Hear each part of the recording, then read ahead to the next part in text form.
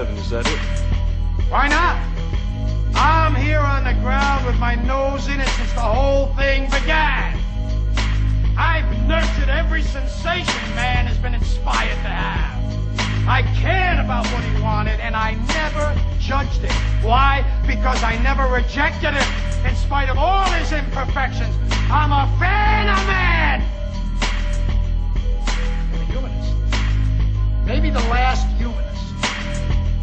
Who, in their right mind, Kevin, could possibly deny the 20th century was entirely mine? The 20th century was entirely mine.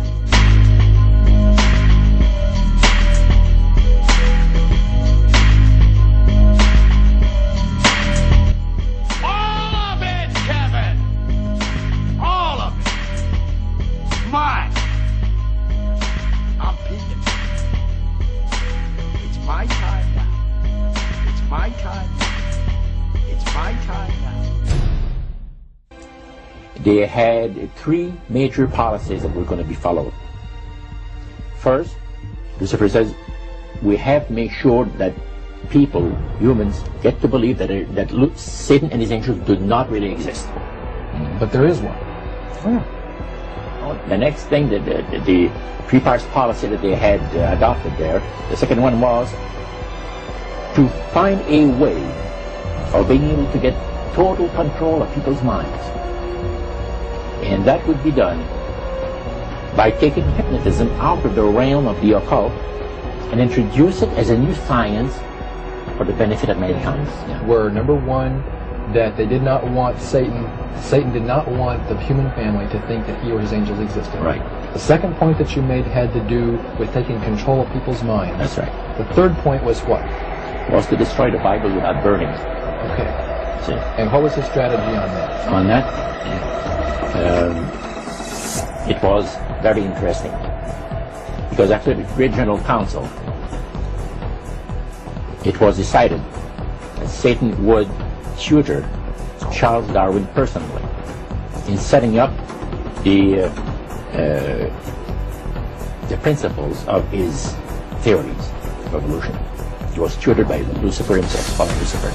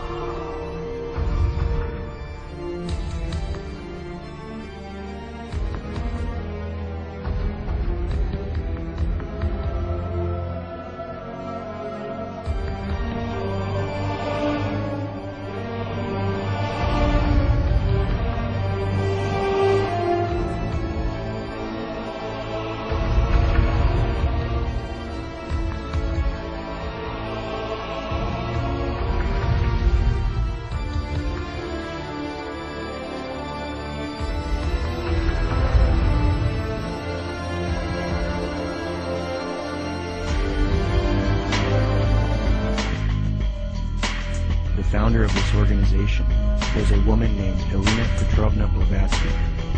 Born August 12, 1831, Helena Blavatsky was very interested early in her life in the supernatural and the mythological. From 1848 to 1858, Blavatsky would travel the world to ascertain an understanding of the religious traditions of the world.